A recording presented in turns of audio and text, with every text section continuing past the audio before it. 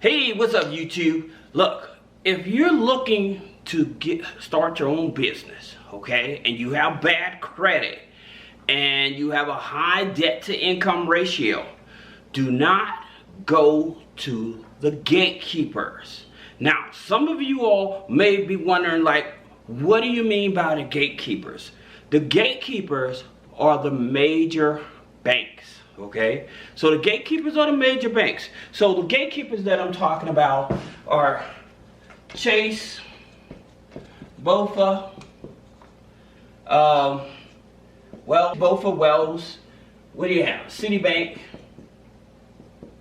Amex.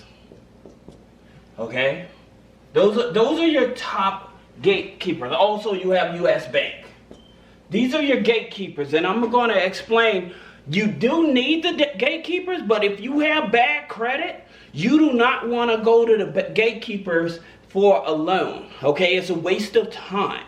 All right, now when you're trying to start a new business, all right, you're trying to get a loan, more likely you're going to probably have to start with a personal loan. So if you have to start with a personal loan, then you have to look for the low hanging fruit. Now, here's some things that you do need to know, so that's going to help you. One, in terms of structuring your business. Okay? Now, what do I mean by structuring your business? Whether you're operating as an LLC, a S Corp, a C Corp, the thing about it is most people know me from YouTube about how I don't care for pass-through type of companies. Your pass-through type of companies, what I mean is S Corp and LLCs, right? We're not going to even talk about DBAs, all right?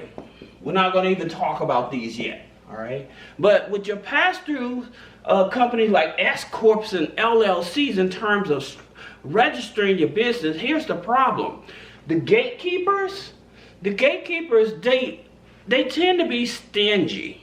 Okay, especially if you don't have a high volume of revenue. All right, so that's the reason that you don't want to use these type of companies. Okay, that's one of the biggest reasons. There are other reasons, and I'll make a separate video explaining those reasons. But for now, you do need to know, if you're going to start a new business and you're trying to get the maximum amount of funding, you do not want to start out with this or this. If you already have it, then hey, you can keep it. But if you haven't started a new business, and I encourage you guys to actually start a business. Right now, the way they're laying off people left and right, all it's going to do is just roll over. So you might as well position yourself now to start a new business. All right, and if you don't know how to do that, click the link in the description and schedule a one-on-one consultation.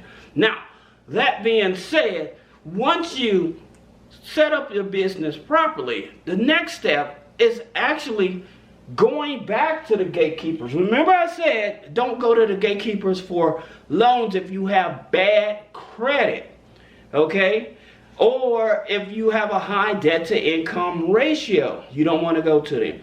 However, you do want to go to these gatekeepers because they're the ones that report to the major business credit bureaus, okay? So understanding which ones, I left out one, and that was a Capital One. Now, here's the thing about, if you open up a bank account, here's the top 3 that I would probably open up a bank account with.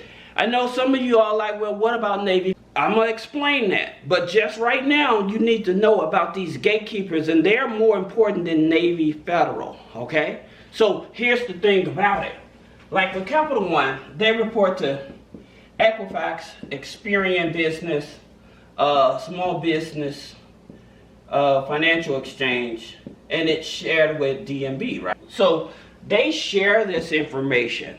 So a lot of people are like, well, do I need a DUNS number? Do I need net 30s? The reality of it is no, not when it comes to funding. But one of the things that you do need in terms of making sure that you do regular deposits, because this is going to help your business bank rating. All right, I'm going to get to some of the high risk loans if you're trying to start a new business, but I just need you all to understand this, because once you understand this, then it'll make it much easier for you to be able to move forward with getting funding and not wasting your money. Now, some people are like, well, what about net 30s? Okay. After you set your company up, you open up your business bank account. Now, like I said, my top 3 would be Capital One, Chase, and Citibank, because they report to more. Bank of America, they report to Small Business Financial Exchange, and that information is shared with DNB. All right, so that you will know. And then Amex, a Small Business Financial Exchange, and then U.S. Bank is Small Business Financial Exchange, and DNB. All right. Now, here's the thing about it. All right. You notice that I talk about Small Business Financial Exchange a lot. They're one of the biggest business credit bureaus that you really should have a great understanding of and a relationship with. Because say that you're trying to get SBA funding and stuff, they're going to look at that. Other than they may pull like your Experian file, all right, for an SBA loan or something like that. But definitely, they're going to look at your Small Business Financial Exchange credit file, okay, so that you understand that. Now, in terms of trying to get a loan, this is very important, because the lenders that I'm choosing, the reason that I'm choosing these lenders is because, again, there's no hard inquiry, so they're not tripping off of the credit score. All right. Granted, these here are loans that are less than $25,000, $15,000, $20,000, but at the same time, if you have bad credit, a high debt to income ratio, and you're trying to start a new business, hey, this may be your best option to get some funding. All right. And so those lenders that I'm going to be talking about, you have, and I mentioned them in a separate video. You have Uprover, right? So they'll give you 5, all right? Uprover, you have, you have Indy Land, they'll give you 5. You have Cash USA, they'll give you up to 10, all right? Up to 10K. So those are just a few of those lenders that you can actually see if you qualify. Now, here's the big kicker in terms of some lenders that say they do not pull your credit report. They do a soft pull. Okay, please understand this, and this is very important, that if they say they do a soft pull, you wonder, okay, if they're not pulling from a major credit bureau, where are they pulling from? Okay, so we talked about this as well. You have Clarity, which is owned by Experian. Then you have DataX, Equifax. Then you have Factor Trust.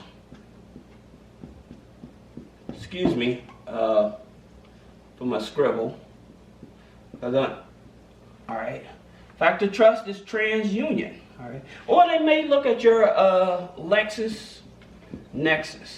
All right. Now, for these here lenders here, they're not looking at that. They're looking at different data points. Those different data points that they're looking at to give you a loan, okay, without the hard inquiry. They're looking at how long you've been on your job. They're looking at how long you've been at your place of residence.